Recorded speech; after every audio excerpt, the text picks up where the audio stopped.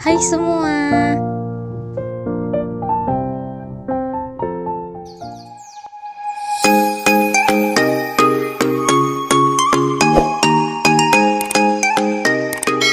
Assalamualaikum warahmatullahi wabarakatuh. Saya Yulnovia Munte, NIM 0501191017. Saya dari Universitas Islam Negeri Sumatera Utara Medan, Fakultas Ekonomi dan Bisnis Islam, Prodi Ekonomi Islam. Saya dari kelas Ekonomi Islam 4. Adapun tujuan dari video saya ini untuk memenuhi tugas ujian akhir semester dari mata kuliah Fikih Muamalah dengan dosen pengampu Ibu Hijah Mardia Nasution SEME. Konsep wadiah. Nah, adapun pengertian dari wadiah, menurut bahasa wadiah ialah sesuatu yang ditempatkan bukan pada pemiliknya supaya dijaganya. Nah, berarti bahwa wadiah ialah memberikan, dan makna yang kedua ialah dari segi bahasa adalah menerima. Nah, jadi dapat disimpulkan bahwa pengertian wadiah adalah akad penitipan dari pihak yang mempunyai uang ataupun barang kepada pihak yang menerima titipan, dengan catatan kapanpun titipan diambil, pihak penerima titipan wajib menyerahkan kembali uang ataupun barang yang dititipkan tersebut, dan yang dititipi menjadi penjamin pengembalian barang yang dititipkan. Kemudian dalam akad hendaknya dijelaskan bahwa tujuan wadiah adalah cara penyimpanannya, lamanya waktu penyimpanan, kemudian biaya yang dibebankan pada pemilik barang, dan hal-hal lain yang dianggap sebagai. Kemudian dasar hukum dari al-wadiah. Ulama fikih sependapat bahwa wadiah adalah sebagai salah satu akad dalam rangka tolong menolong antara sesama manusia. Bagaimana landasannya dalam firman Allah dalam Quran surah An-Nisa ayat 58, yang mana artinya, sesungguhnya Allah memerintahkan kamu menyampaikan amanat kepada yang berhak menerimanya, dan menyuruh kamu apabila menetapkan hukum antara manusia agar menetapkan dengan adil. Karena sesungguhnya Allah memberi pengajaran yang sebaik-baiknya. Sesungguhnya Allah adalah Maha mendengar lagi Maha melihat.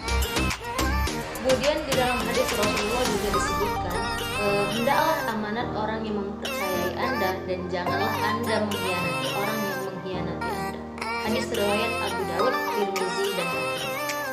Kemudian adapun hukum dari wadiah, yaitu yang pertama barang yang dititipkan, kemudian orang yang menitipkan atau si penitip, kemudian orang yang menerima titipan, dan yang terakhir ialah ijab qabul. Kemudian syarat dari wadiah yang pertama ialah penawaran ataupun ijab dan penerimaan ataupun qabul. Mayoritas ahli fikih memiliki pandangan bahwa di dalam kontrak wadiah harus dilakukan penawaran ataupun dan penerimaan yang sahih. Zakat dapat memperkecil jurang kesenjangan ekonomi antara si kaya dan juga si miskin. Kemudian yang kedua, para pihak yang berkontrak, deposan dan wali harusnya individu yang berakal sehat. Kemudian yang ketiga, harta yang disimpankan ataupun yang dimiliki dapat disampaikan. Dari jenis barang yang disimpankan haruslah berbentuk harta yang dapat dimiliki secara fisik. Adapun jenis-jenis dari wadiah, yaitu yang pertama ada wadiah hiyat amanah, kemudian yang kedua ialah wadiah hiyat dan. Adapun prinsip-prinsip dari wadiah yang diterapkan adalah wadiah hiyat damanah pada produk rekening giro. Nah, wadiah damanah berbeda dengan wadiah hiyat amanah. Dalam wadiah amanah, pada prinsipnya harta titipan tidak boleh dimanfaatkan oleh yang dititipi. Sementara itu dalam hal wadiah hiyat damanah, pihak yang dititipi ataupun bank bertanggung jawab atas keutuhan harta titipan sehingga ia boleh memanfaatkan harta titipan tersebut. Kemudian adapun penerapan wadiah dalam muamalah, contohnya yang pertama penerapan wadiah hiyat amanah. Seperti pada produk safe deposit box ataupun SDB. Nah, dalam skema ini, nasabah yang menitipkan barang kepada bank syariah, sejak awal transaksi disepakati adanya jual beli manfaat barang dan jual beli manfaat perbuatan barang titipan tersebut, sehingga bank syariah boleh mengenakan fee kepada nasabah. Kemudian penerapannya dalam wadiah hiyat damanah dalam esensi core adalah pada produk tabungan wadiah dan giro wadiah.